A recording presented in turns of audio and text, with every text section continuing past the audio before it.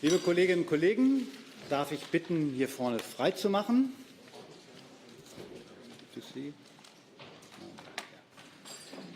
Darf ich bitten, hier vorne frei zu machen, damit wir uns auch alle sehen können?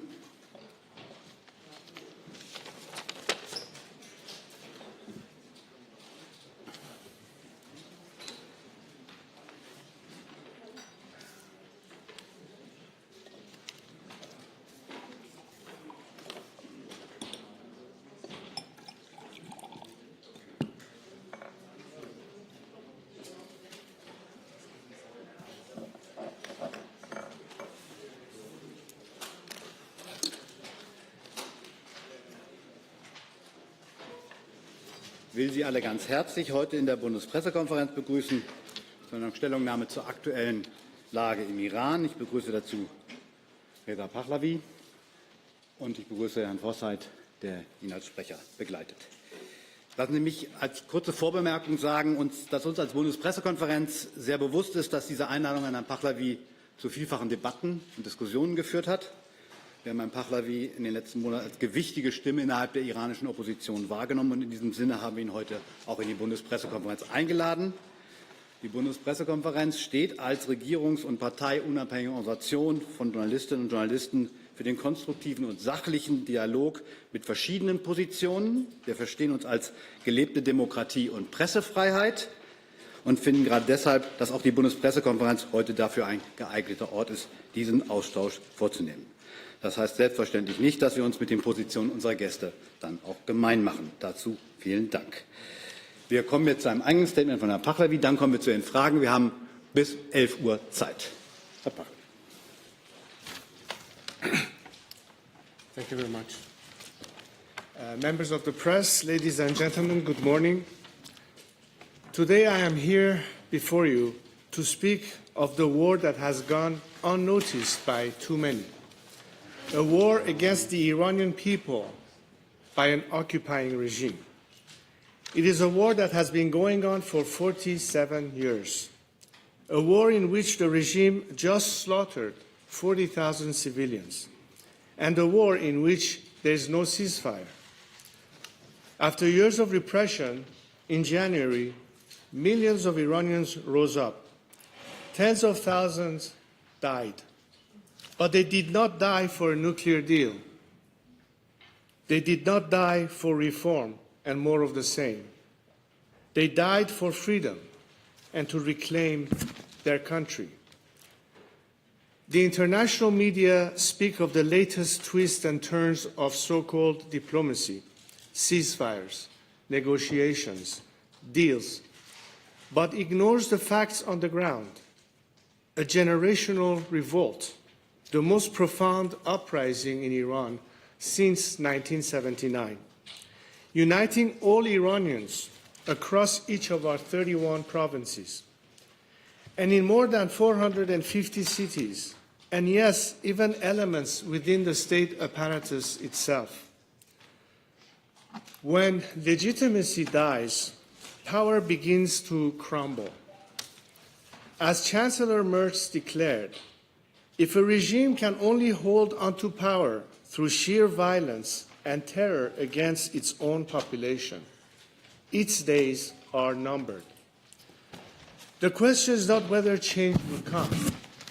Change is on the way.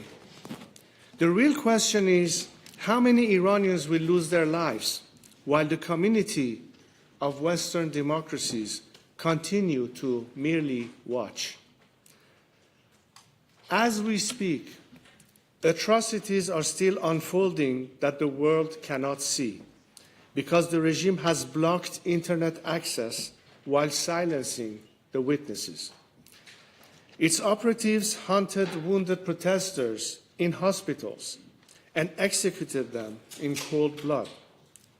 Bodies were collected by dump trucks. Families searched through rows of unmarked body bags. 40,000. The number is too large to comprehend, too abstract. So let me tell you just one of their stories. Saleheh Akbari was a 38-year-old nurse during the January uprising. She and her husband, Ahmad Khodai, opened their home to wounded protesters, people too terrified to go to the hospitals because the regime was hunting them down. They treated the injured, they hid them, they saved lives. A few days later, regime agents stormed in. Saleh threw herself between them and her husband. They shot her point blank in the heart, in front of him and their young child. She died in his arms. But then came the unspeakable. Agents who had recuperated her body raped her corpse, photographed the desecration, and sent the images to Ahmad as psychological torture. Broken by grief, he posted a final goodbye on Instagram and attempted to take his own life. Arya Ali Dost, 23 years old, wanted to pursue a career in real estate until the regime killed him in the January protests. His mother is here with us today.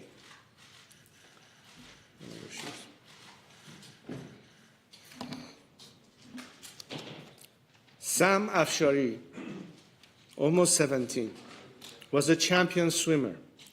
The regime also murdered him in the January protests. His father is here with us today.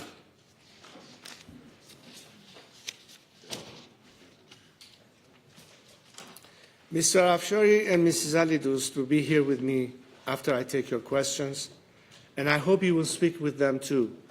I urge you to listen to them. There are more. In the last 2 weeks, 19 political prisoners have been executed. So let me ask you, do any of you know their names? Have any of you written articles about them? Have you looked into this at all? I read in your newspapers about the tragedies of war.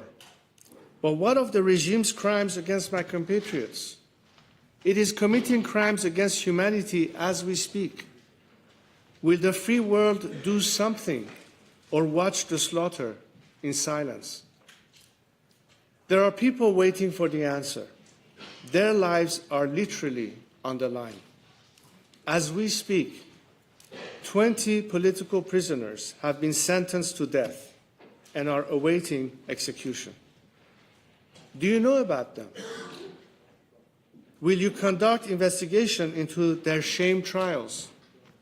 Each of them is from the January 8th and 9th protests. These 20 people and millions more are waiting to see whether you care about their lives enough to do anything about it. Will you? I want to speak directly to the journalists in this room. The regime has maintained an internet blackout exceeding 1,200 hours, 8 weeks of enforced silence. The Iranian people cannot call their families, cannot document what is being done to them, cannot show the world the crimes committed in their streets. Meanwhile, regime officials appear freely on your networks, post on your platforms, and offer their version of events to your audiences, unchallenged, uncontested, unopposed. You are the only free press the Iranian people have right now.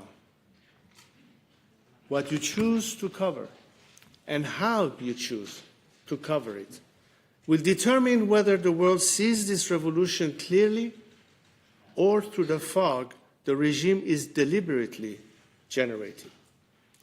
It can literally determine whether innocent people live or die. I am asking you, as journalists, as professionals who understand what a free press is for, to tell their stories. In Germany, You know all too well the danger of dehumanization. Do not allow Iranians to be dehumanized. They are people. They are brave people. They deserve for their story to be told. President Zelensky told me recently, the world did not help the Iranian people enough. It stood aside, and by the time politicians began forming positions, the Ayatollah had already killed thousands. He warned that brutality rewarded with survival sends one signal to every bully: kill enough people and you stay in power. And yet, here we are again, on the cusp of the same catastrophic mistake. There are many regime propagandists in the West who are calling the regime's negotiators reasonable, moderate, people with whom we can do business. But Ghalibaf and Arakchi are not pragmatists. They are not reformers, nor are the IRGC killers behind the curtains. They are different faces of the same machine that shot Saleh Akbari in the heart. They are the ones who will execute these 20 people I just told you about. Yet you call them pragmatists. Let me tell you, the execution of my people is not pragmatic, nor is the blackmail the regime is threatening you and the world with. If you think you can make peace with this regime, you are sorely mistaken. If you allow it to survive, further conflict is unavoidable. There will never be stability, if even a watered-down version of this system survives. The Iranian people want a clean break. They have paid for it in blood.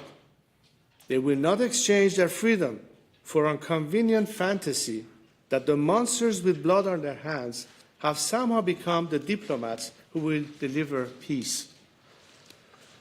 I ask you here in this room, who is representing the 40,000 at the negotiation table?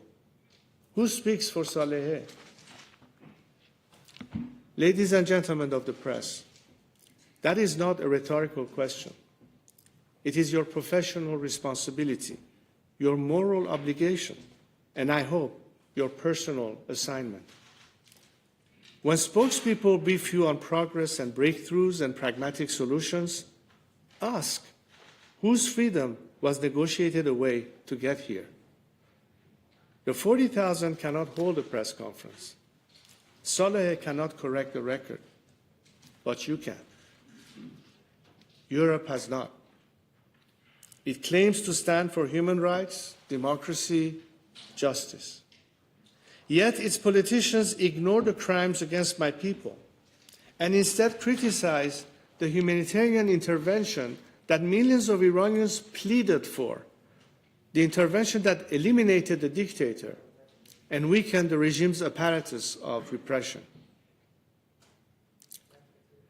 88 years after Munich, we gather here in Berlin to ask whether the world will now stand with the people of Iran or continue to engage with the perpetrators of crimes against human dignity, whether it will stand and fight for good or bow to appease evil.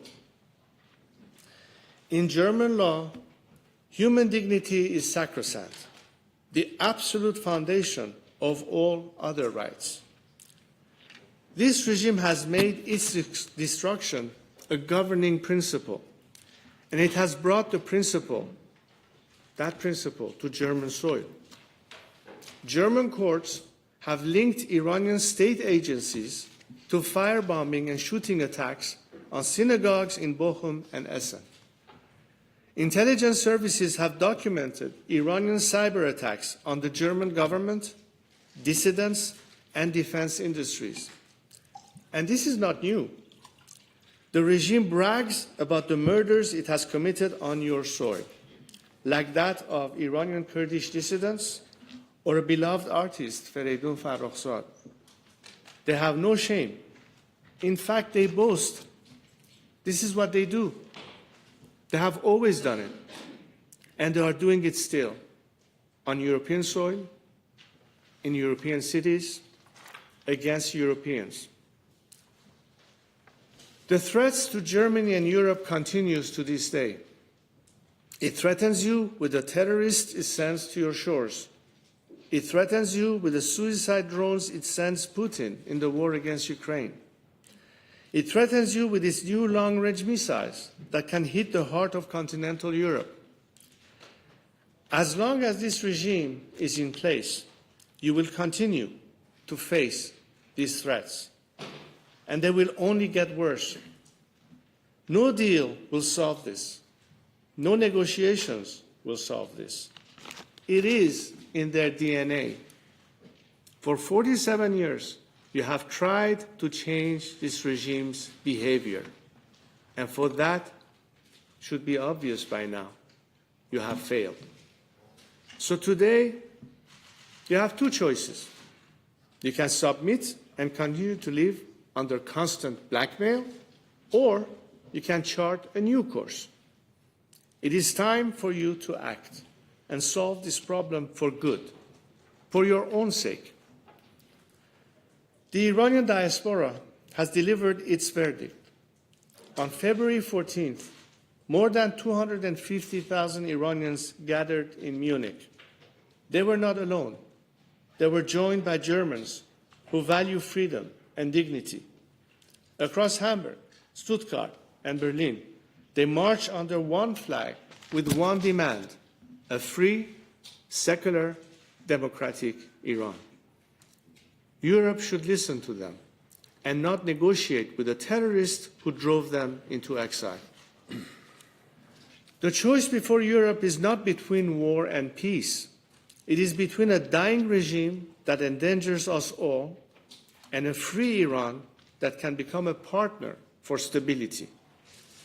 European governments must stop appeasing this regime, expel regime ambassadors, refuse to legitimize any arrangement that preserves the IRGC-centered power structure, prepare to recognize the transitional government when it is announced. The snapback sanctions, the closure of Iranian consulates, the push to list the IRGC as a terrorist organization, these are steps in the right direction, but they are not enough. For 47 years, the world has known Iran through the action of a regime that took a great nation hostage, chose ideology over its people's well-being, and exported terror instead of peace. But that is not the real Iran. The transitional government I envision will honor these commitments from the very first day, and Iran's nuclear ambitions immediately and permanently. And all support for terrorism. Release every hostage. Free every political prisoner. Normalize relations with the international community. A free Iran will be a stabilizing anchor for the entire Middle East, ending the proxy wars that have ravaged Lebanon, Yemen, Iraq, and Syria, and become a partner for regional economic integration. Its energy potential, reconnected to global markets, would benefit European consumers, Persian Gulf neighbors, and the Iranian people alike. This is the single greatest untapped opportunity for regional peace in a generation, and more than $1 trillion in economic opportunity in a decade ahead. That is only possible when this regime is gone, when the Iranian people's revolution succeeds. The Iranian people are not asking you to fight their revolution. They are already doing that, and with a courage that should humble all of us. They are asking something far more modest. Do not legitimize those who oppress them. Do not strengthen those who terrorize them. Prepare for the day when Iran stands free. There are moments in history when neutrality is not a position, it is a decision. When caution is not prudence, it is complicity. You in Germany know this all too well. You know the cost of appeasement. I am asking you, on behalf of a nation, to stand on the right side of history, to stand for justice. The Iranian people have already done the hardest thing. They stood in the street. They faced the gun. They said the name of freedom out loud in a country where that word could get you killed. They did not wait for the world's permission. But they are still waiting for one thing, for the world to catch up with their courage. The choice is yours. With or without the world, with or without Europe, with or without Germany, our fight goes on. We will not rest until our nation is free, until our people have their dignity restored, until justice is served. But if you stand with us, if you act in honor of those 40,000 innocent protesters, you will save lives. You will stop the flow of blood. On the day of our victory, I hope to be able to tell the people of Iran that Germany stood with them. Thank you. Wir danken Ihnen. Wir kommen jetzt zu Ihren Fragen. Ich bitte aufgrund der großen Nachfrage, die ich eine lange Liste schon habe, sich auf eine Frage und eine Nachfrage zu beschränken. Wir fangen bei der Kollegin hier vorne an. Bitte schön.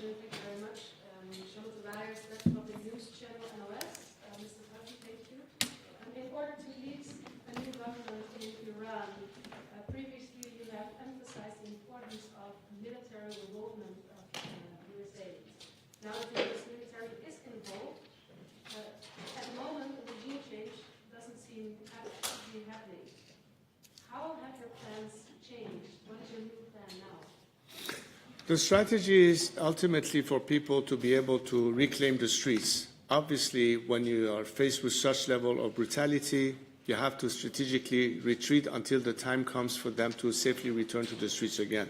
This is why a continued campaign that would give them minimal protection so that the regime's thugs on the streets cannot shoot to kill people that come out of their homes, that at least gives us an equalizing chance to have a real opportunity for that. The importance of that intervention was exactly the argument that people that are defenseless, that are hostages, need to have some level of outside assistance. That's a factor in our cause for liberation. This protection, how does it look like? Absolutely. Could you please speak louder? Yes. How will this protection look like if there is no presence of military in the street? Because the very same people, when they see that the regime was on the retreat, and that's when they started moving forward, were all of a sudden faced with this brutal reaction. Understand that the regime, in the meantime, is crumbling. There are internal rifts. There are people that are refusing to show up to work to repress the people. They have refused to carry out orders of repression, to the point that the regime had to import over 5,000 elements from outside of Iran, not even Iranian citizens. They come from Afghanistan, they come from Iraq, they come from Lebanon, to do the dirty job, to hit the people.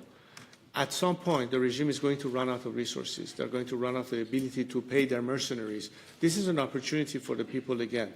We have to adjust to the reality on the ground. That doesn't mean that we abandon the fight. But the reason I'm here to tell you how important it is for the world not to be observers, to intervene, to act in a humanitarian way, meaning in order to save more lives, you cannot throw the people to the streets to be butchered. They need to have some level of support and protection. That's why foreign intervention was necessary. Otherwise, it would be very difficult for people to think that they can single-handedly and defenseless and unarmed face the brutality of the regime. That's the leveling element. Frau Dudin.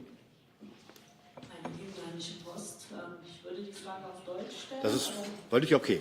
Also ja. Sie können die Fragen auf Deutsch oder auf Englisch stellen, sodass wir haben eine Simultandolmetschung. Bitte. Trump hat die Waffenruhe mit dem Iran jetzt auf unbestimmte Zeit verlängert. Was halten Sie von seinem Vorgehen und was würden Sie sich von ihm wünschen?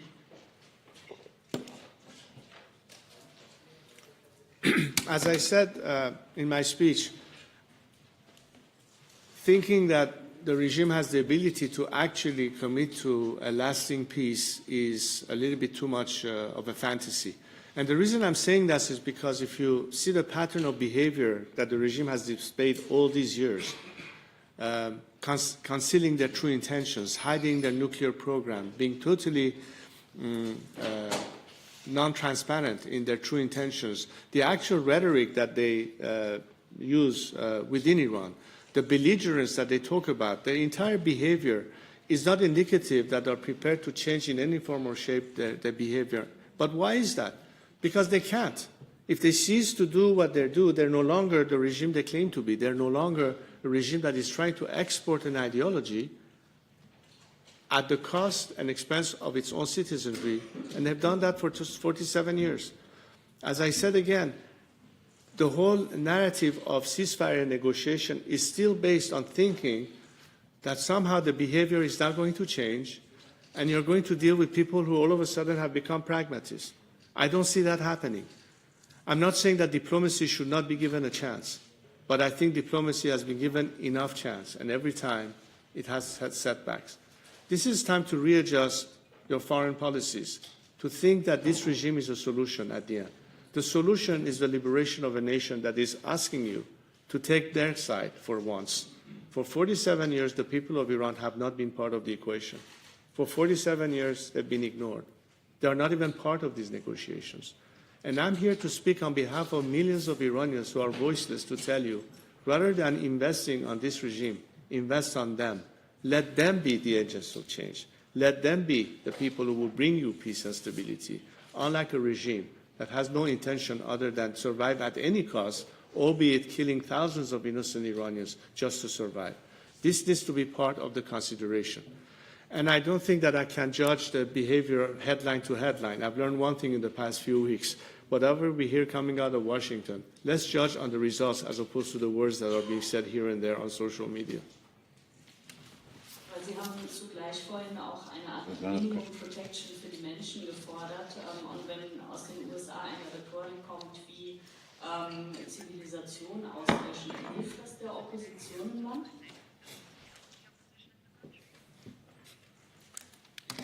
You know, Iran is a country with 25 centuries worth of civilization. For a country that has hardly been on this planet for 250 years celebrating their independence, I don't think that any government or any foreign country can determine the survival of a civilization or not. We as Iranians are proud of our civilization, and nothing can change that. The reason is that acknowledging the people of Iran is the best way to preserve not only your own interests, but also preserve a civilization that actually has contributed to the world. I find it surprising that if you realize that Thomas Jefferson actually was inspired by the first Declaration of Human Rights that Cyrus the Great implemented 25 centuries ago. And it is actually within the principles of the U.S. Constitution to talk about Iranian civilization being wiped out. I think this is just words. I'm not taking it seriously. And I think that Iranians will pretty much tell you that we've survived many onslaughts. We have survived many invasions by the Arabs, by the Turks, by the Mongols, and we're still standing. And we will continue to stand. And the reason I'm saying this is because if you look at the energy on the streets of Iran, if you follow the streets of Iran, if you see to what extent people are proud of their culture, their heritage, and you can see it also through the diaspora that despite the fact that they've been forced into life outside of their own countries, how proud they are of their culture, nothing will change that. So I'm not at all frazzled or intimidated by any statement that challenges our civilization. On the contrary, I think the world is beginning to recognize that how different Iran can be when the people of Iran are freed. And they are the ones who will tell you, we are not warmongers, we are peacemakers. The reason we have been brought to a situation of war is solely because of this regime. This regime is responsible for bringing us to where we are today. For years, I pleaded with the Western governments, do not appease the regime. The day will come that you will finally have to face confrontation. I always said we have to avoid conflict. But the continued policy of appeasement has led us to a point that now we are facing actual war. The responsibility is solely on that of the regime. So the world should not add insult to injury by punishing the Iranian people. The world should stand with the Iranian people and help us put an end to this regime. That's the war that is going on. Remember what I first said in my speech. There's a war going on, the war of the regime against the Iranian people. Now the regime is trying to deflect attention and push the narrative as if they are the victims all of a sudden, and the world is against them. No. They are the first culprit in bringing us to a situation of conflict. The sooner this regime is gone, the conflict will end also. Not by means of negotiation with the remnants of this regime, but by helping the Iranian people overcome and topple this regime. That's the ultimate solution that will bring us an end of this conflict and all these narratives or all these statements that we hear now and then. The solution lies in that ultimately. Herr Jung.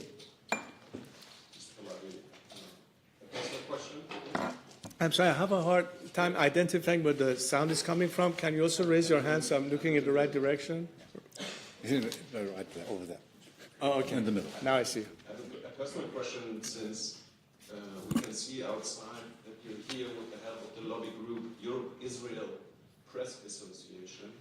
The Israeli government supports you taking over in Iran, and the same government, that's the same government that started a war of aggression against your country with the US. So many people around the world think that you are an Israeli asset. Are you? Of course not. But I'm a friend to Israel and the Jews, and I tell you why. Because again, as a descendant of Cyrus the Great, we take pride of the fact that the very cornerstone of human rights happened at the time that Cyrus the Great, through his cylinder, which is displayed worldwide, that is referred to in the whole of nations as the United Nations, was what coined the very principles of liberty when he freed the Jewish slaves in Babylon and helped them rebuild their temples in Jerusalem. Iranians and Jews have a biblical relationship. In fact, the only two countries that can claim that.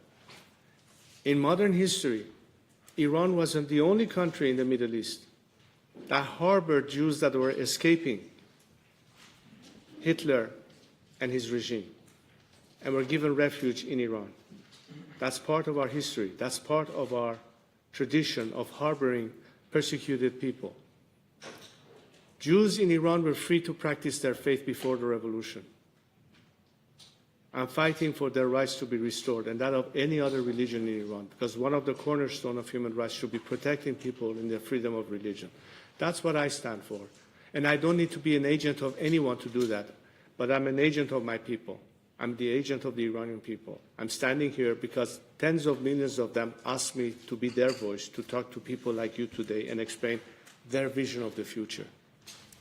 Thanks for the clarification. And regarding your plan, correct me if I'm wrong, but you have never excluded to restore a permanent monarchy with a democratically elected government serving in your name. Why is that? Don't you think a true Democrat would clearly exclude to restore a new monarchy? Well, let's look at Europe right now as an example. Germany is a republic. So is Belgium. France is a democracy. So is Belgium. France is a democracy. So is Sweden. Italy is a democracy. So is Spain. They're all democracies, right? 3 of them are republics. 3 of them are monarchies. So if you're telling me that people don't have a right to decide via the ballot box what's their preferred system, which is what I leave it to, then you're not respecting the will of the Iranian people. I don't get to decide that. You don't get to decide that. They get to decide that. What I stand for is free elections. What I propose is a process whereby, through the ballot box, the majority of the Iranian people will have to decide what is the best system suited for their interests. They get to choose. And the only role that I have for myself, and I offer to be the transitional leader, is precisely to bring them to a position where they can make that choice. And I think democracy is not about eliminating democratic options. It's by allowing people to have choices. So we're not subtracting. We're just allowing people to have a choice, provided, of course, that it is a democratic option. Not every option is democratic. That goes without saying. Frau Jekels. I'm over here. Hello. The small lady over there. In a French TV show, you recently said that you never argued for military intervention in Iran, but on the 10th of February, you clearly stated in an interview with Glenn Beck that only a foreign military intervention could neutralize the apparatus of repression in Iran, and only that can be the solution. Do you feel responsible for the many innocent Iranians who have died to the US and Israeli bombs, may I say illegal bombing that you supported? First of all, the targeting of the regime's infrastructure and its elements of coercion was absolutely something that the Iranian people actually called for. They were asking, they were in fact insisting that come and help us. Based on what President Trump has said at the time, that if the regime hits the people, they would see a very harsh response. The air cover campaign that included hitting the regime infrastructure and apparatus of repression was a necessary step to equalize the playing fields for Iranians that were getting massacred on the streets, defenseless, by the regime that used military weapons to shoot them on the street. How else do you expect defenseless people to have a chance to actually overcome this regime without some outside help? Many times we saw conflicts where outside interventions were necessary. The Partisans fought fascism with outside help in Italy. France was liberated when the Allied landed on the beaches of Normandy to put an end ultimately to the Second World War. This is the kind of intervention that should be perceived as an element that helps the people as opposed to the regime. And of course, I'm not shying away from that position that we have every right to tell the world when we are being shot on the streets, how else are we supposed to protect ourselves? We can't do it by ourselves. In fact, that was in the interest of protecting more lives from getting lost, because the more the regime has a means to suppress people, the more casualties we will face. This is something that, in fact, limits the casualties as opposed to add to the casualties. And no one likes to see civilian casualties. Of course I don't. Of course we ache for anybody that has been collateral damage. But we are not apologizing for calling for our freedom. We went to the streets and I told people on the eve of that protest, why don't you chant your slogans, whether from home or on the streets, for freedom? And that's what they did. The result was the regime massacring people to the tune of 40,000 people or more in less than 48 hours. Should we say, oh, the regime will kill us if we call for our freedom, so we better not ask for it? What person, what patriots will shy away from asking for our freedom? That's all we did. So I think the world should be apologizing to Iranian people for ignoring them. You should be the ones apologizing to the Iranian people that for 47 years, your governments have appeased this regime. You turn your back on the Iranian people. They didn't rise up only this time. They rose up many times in the past 40 years. They rose when Khatami became the first president. He threw students from their dormitories when they were protesting the fact that he was not delivering on his campaign promise. Later on in the Green Movement, they were thrown under the bus yet again. During the Women Life Freedom Movement, symbolic gestures, but still continued appeasement of the regime. Even today, as I speak to you, you're shifting back to a mode of appeasement. I think you should be apologizing to the people of Iran for appeasing the regime as opposed to having their back. I'm here to tell you we are asking you this time to support the Iranian people. And we're not going to apologize for that demand because I think the Iranian people deserve your support. And I told you we will fight the fight regardless of whether you help us or not. But let that be on your conscience. Again, on French TV... I think you asked too many questions. No, Let's skip some. One more question, that's my right. Again, on French TV, you clearly stated or you denied the fact that you supported military intervention. Yes, I do. I did. Of course I did. And I just told you the reason. Please let me ask my question. You denied the fact that you support military intervention. Now, again, you legitimize the military intervention. I have another question. Your wife has in the past shared a post with a poster that says death to the left. Do you distance yourself from this sentiment? Is that according to your own values and the values that you want to bring if you ever were to be the leader of Iran? Look, when my wife and many other Iranians were marching on the streets of Paris during a protest during the Women's Life Freedom Movement, they were heckled by the very same left that you say by chanting slogans calling for the Shah's death or things of that nature. So nobody should be defending that kind of language coming from whatever side it is. I do not condone it. I do not defend it. I think that's below the standard of pluralism and tolerance. But the real issue is to understand what the Iranian people now are focused on. It's not about the left or the right. It's about liberation versus captivity. It is not about who will win the vote at the end of the day. It's about the fact that we don't have the choice to vote right now under this regime. Let's be focused on what's at stake here. And be careful about the narrative that the regime and its elements keep pushing to try to split the Iranian opposition. A narrative that are carefully engaging in social media, in cyberspace, to provoke tension, to provoke conflict. Many of these accusations come from fake accounts on Instagram and on X. You should know better as journalists. So I ask you to be more diligent and dismiss those fake accounts or those fake narratives that is aimed solely as an attempt to derail the situation. But yes, I also will defend the fact that we should not promote or say that hate speech should be part of the equation. It is frowned upon, it is not acceptable, and I, for one, have always condemned that kind of behavior, and I'm on the record for it. Die Kollegin, das Mikro. Okay, bitteschön. Ja, ich selbst, hab's gesehen. Ja, Sie sind dran. Ja, danke. Auf Deutsch. Question. Danke, Herr Pahlavi. Laura Czipul von WELT-Team und GMX. Sie sind hier in Berlin, um Bundestagsabgeordnete zu treffen. Wie bewerten Sie denn den Fakt, dass die Kabinettsmitglieder sich nicht mit Ihnen treffen wollen, und was erwarten Sie von Deutschland?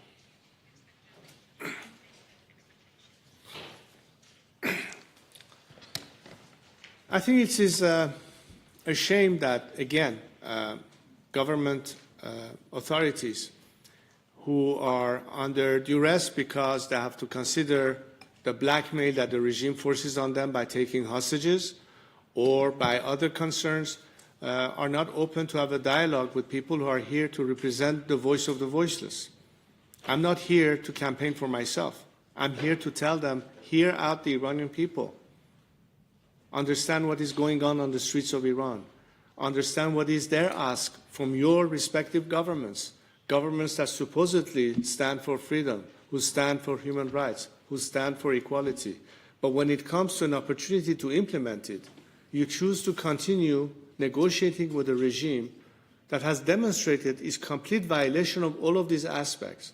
And we are here to say, how can we be protected in the sense that instead of allying with us, as people are fighting for the very same values that they're supposedly defending on your soil, you are in fact allowing for a continuity of a regime that is repressing us and denying us all these rights. We are trying to liberate ourselves, and the solution to all of the problems that you face, pragmatically speaking, security concerns, terrorism on your soil, the spread of Islamic radicalism in Europe, and many other aspects of it, all connected to the continued survival of this regime in Iran. That's what's at the equation. Don't look at it necessarily because it's purely a matter of humanitarian concern. Out of your own interest, you should consider what is happening, because the situation is not going to get any better. The situation could even get worse. And who knows by then how much damage will be done. This is a golden opportunity when this regime has been never as fragile as it is right now, to be done with. This is not just the concerns of Iranians. Many countries in the region right now are telling you this, that this is a wounded beast that will strike back with revenge and retaliation. It's an opportunity to put an end to it. And see that as the ultimate solution that will immediately eliminate many of the problems we're facing. It's not just about humanity. It's not just about human rights and democracy. It's not just about stopping execution. It is also stopping migration. It is also putting an end to energy dependence and curbing to another form of blackmail that comes from Moscow this time on your energy requirements. Imagine all the economic opportunities and what it will mean to your economies once Iran is freed. These are the kind of calculations that ought to be the focus of your governments. This is the kind of discussions I'm having with your parliamentarians and various political parties. But if your governments continue to focus only on somehow maintaining the status quo, you're neither helping us liberate ourselves, nor are you truly addressing the concerns that you will have down the line. This is what ought to be the focus. But if I'm denied an opportunity to explain that to your leadership, I wonder how else they're going to be able to have that kind of assessment. Did we ask you not to talk to the regime? You have. Diplomacy is diplomacy. But I think it should be the prerogative of democratic governments not to be dictated by a bunch of thugs and terrorists who you get to talk to and you don't. It's not their prerogative, it's yours. Exercise your prerogative as democracies. You're entitled to talk to whoever you want, but not succumb to their blackmail so they tell you who you should talk to and who you shouldn't talk to. I'm sure the German people will expect that too from their governments. Wir machen hier vorne weiter. Da. Ja. Hi, I'm Anna Norskevich with CBS News. So you supported the U.S.-Israeli bombing campaign of Iran, but clearly 7 weeks in, the regime has not collapsed. If anything, it gets stronger and more hardline. Did you have, or do you have a reality check after 7 weeks? Do you think that eventually there could be a real change? And also, aside from military strategies or even policies, what did the West get so wrong about Iran? First of all, your characterization is not something I agree with. The regime has been severely hit. It has been severely fractured. There are dissensions among the ranks.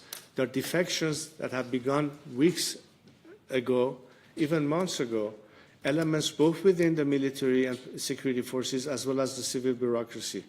There are some people looking for a way out of this regime. The decisiveness of putting more pressure on the regime is a huge factor that will make people decide when it's time to abandon ship. However, if all of a sudden in the middle of a campaign, everything comes to a stop, whoever had an intention to do something about it might step back and say, wait a second, what's going on here? One day they talk about strike, the other day they talk about ceasefire. One day they talk about negotiations, one time they talk about hitting Iranian infrastructure. Well, which one is it anyway? Point is, it creates confusion. But if the campaign continued in the sense of giving at least the minimal aerial protection, which is what was happening, the drone coverage, that was a necessity, as I said, for people to at least have some degree of equaling the playing field for themselves.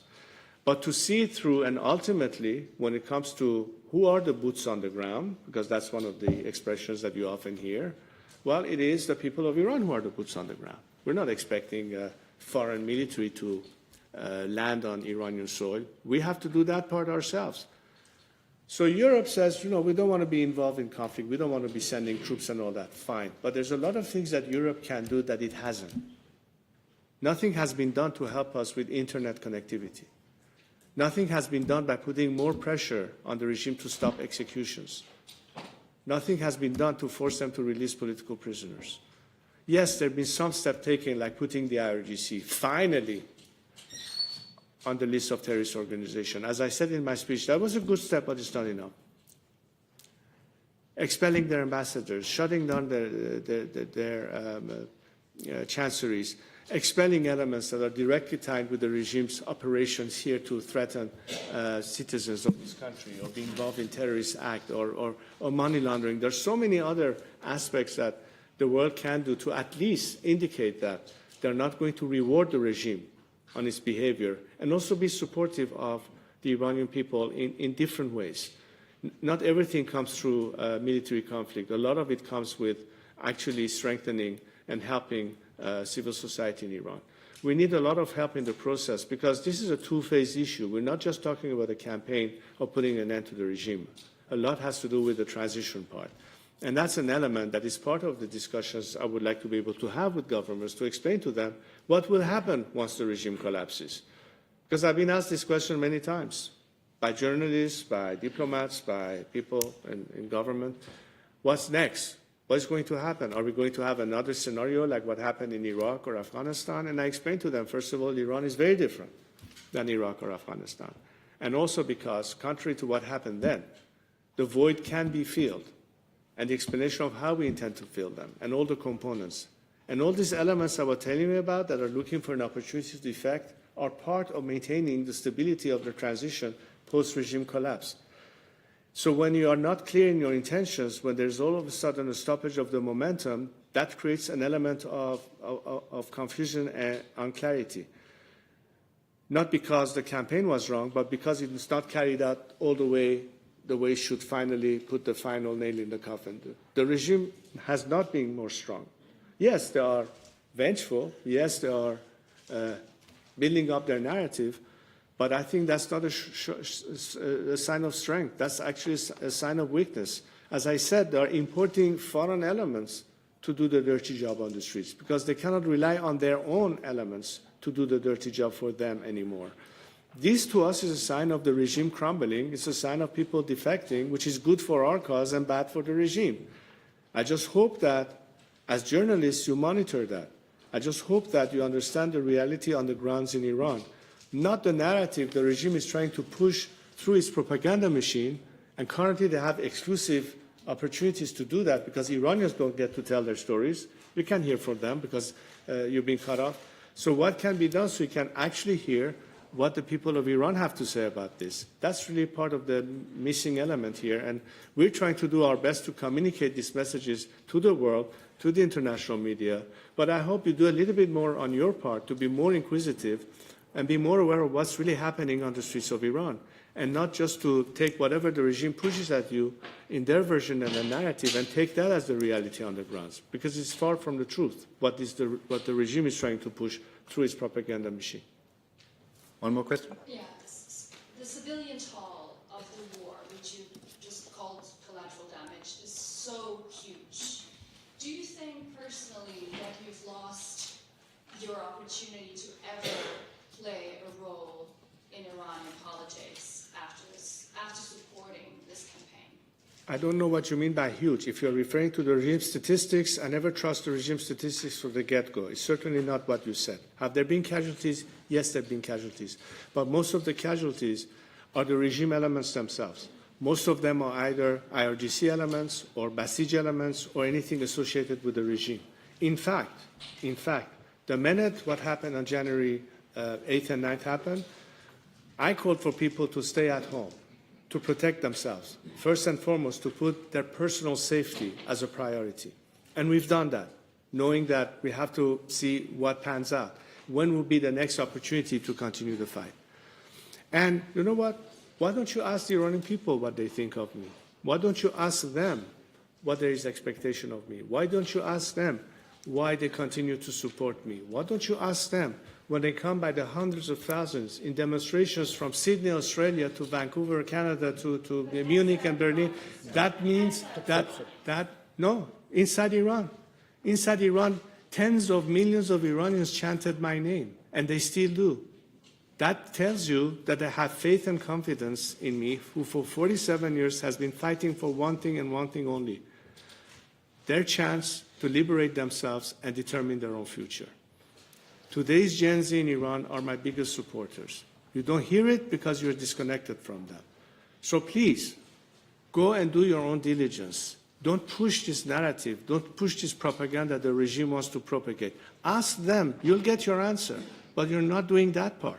You're only reflecting what you hear by the regime, but not what the people have to say. I have full confidence that the Iranian people trust me in that task and continue to ask me to do my job in being their voice and lead this movement to their freedom. I have no doubt about that. You will find the truth one day when you will hear more from the people. Please try to do that. Reconnect to the streets of Iran. It appears to me, more often than not, that there is a disconnect between the world media, Western media, from the reality on the grounds in Iran.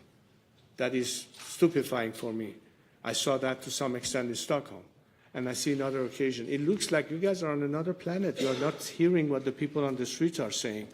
Maybe it's not your fault because you don't have that information, but seek the information. Don't prejudge based on something you interpret on a narrative that has been pushed down your line. Or maybe sometimes it's a narrative that you don't like to hear because it doesn't fit yours. Whatever it is, the truth is on the streets of Iran by the millions. And I think there are many networks that cover Iran that have access to that information. I urge you to talk to Iranian reporters and journalists who know that fact, who can tell you about what's happening in Iran. They get much more information than you do. Many of them are present here and elsewhere. Talk to them. Talk to Iranian bloggers. Talk to Iranian activists to the extent that you can. Talk to people who are in touch with Iranian political prisoners. Talk to Iranians who are in touch with university professors, doctors, teachers, lawyers, activists. There are so many of them that are in fact connected to Iran, and a lot in the diaspora can tell you about that. Be a little bit more investigative. That's really what a reporter is supposed to do. Go and find out the facts. The facts are there. I know they are. Maybe you haven't heard enough about them, but I assure you that once you do, you will come to the same conclusion as well. Ich weiß, dass ich mich jetzt gleich total unbeliebt mache, aber die letzte Frage geht an den Kollegen hier. Thank you so much. I'm the last. Thank you so much, Reza Pahlavi. My name is Angaben from International TV. I have two questions. I don't know if we have time or not. Many Iranian citizens are concerned that issues such as political pressure, repression, the situation of political prisoners, and demand for justice are not addressed, are not being adequately addressed in Iran and US negotiations. In your view, how serious are these concerns? My second question, I ask both. Also, Iran and the US is officially in a state of ceasefire. In practice, the country in Iran is experiencing conditions like wartime. How can people and civil society groups support the another in coping with this pressure? Do you have any plan for initiative to this regard? Thank you. Okay. I want to make sure I understand the second part of your question. What it is that, could you repeat that part? My second question is, how can people and civil society group in Iran support one another in coping with this pressure? Okay. And what is your plan for that? Right. Well, obviously, what is at stake is for, again, the fact that they are not even represented in these discussions. So part of the reason I'm here today is say, while negotiations are going on, what is that the Iranian people expect or their demands, and to convey that for the whole world to hear and for governments to take into consideration. So that's one aspect of informing the general public, public opinion, politicians, decision makers, journalists, so on and so forth. And again, part of the reason I'm saying that the most vital element to be reconnected to Iran and be able to access information that is pertinent and critical in any assessment or analysis is being connected to Iran once again. The internet blockage is a huge, huge element that is at stake. And I think part of the demand and discussions that is going on right now that should be included into the discussion. And as I said, at least perhaps if Europe is not at the negotiating table, but they should insist that part of the discussion addresses the question of political prisoners, addresses the questions of continued executions, and the fact that there's no ceasefire of the regime against its own citizenry, as they're sitting in Pakistan talking to the American side, and of course the internet blockade. This should be part of the demands not just nuclear enrichment or the Strait of Hormuz or whatever else it is. So that's one thing. And number two, of course, again, as a result of that connectivity, then civil society within Iran and whatever the diaspora can do to help them as a conduit to the outside world or support that we can give them will have a lot to do with being reconnected to be able to better organize, better implement, better structure. So it does come down to a great extent to our ability to be able to talk to one another so we can organize whatever needs to be organized in terms of actions on the ground and what needs to happen. And I think that's the obvious demand and ask from Iranians who are active within Iran as they are struggling against this regime. So we'll have to see how this pans out. And again, as a last point, I wanted to say that based on what we hear, and again, I said I've learned that in the last few months it's better to see what actually happens as opposed to what's stated. But the latest I've heard, I don't know what you've heard, is that if there is a ceasefire, it's going to be the next few days. So whatever that means and how long will that last, who knows? We'll have to see. All I'm saying is that I don't place much faith into the fact that this will result in any stable situation, even if there was some deal. I don't think it will last very long. I don't think it will be conducive to stabilizing the situation.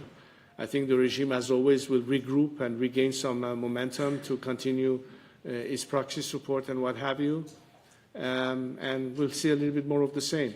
It will be a pity because in the meantime, Iranians are still getting slaughtered, the world is still unsafe, the region is still unstable, problems continue to flood into Europe, not to mention the footprints of the regime and terrorizing respective citizens of respective countries here. That hasn't stopped.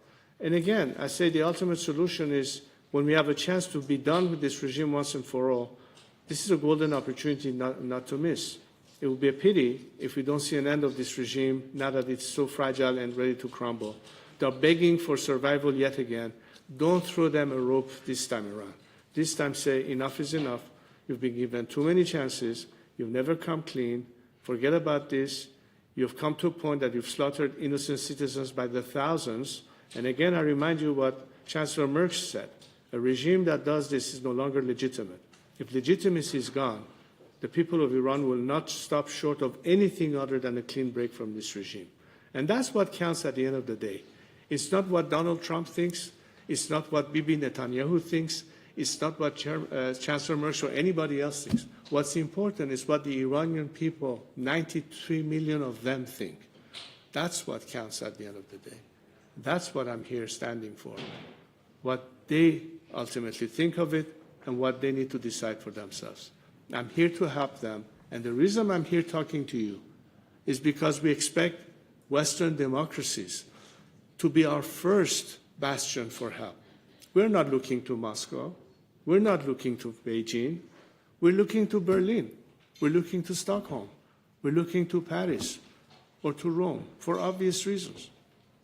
Because we expect that coming from democracies to be helping us in our cause for freedom and democracy. And it would be a shame if the democratic countries decide to opt for indifference or silence and continue the element of appeasement. That is not the answer that the survivors of this latest massacre want to hear from you. And I hope we'll have a little time to talk to them, and they'll tell you exactly what the Iranian people want to see Western governments do, so that their children haven't died in vain, so they haven't died for nuclear enrichment, they have died for freedom. That's what really matters at the end of the day. Ich bedanke mich bei Herrn Pahlavi, entschuldige mich bei allen Kolleginnen und Kollegen. Herr Pahlavi hat weitere Termine und ich wünsche einen schönen Tag.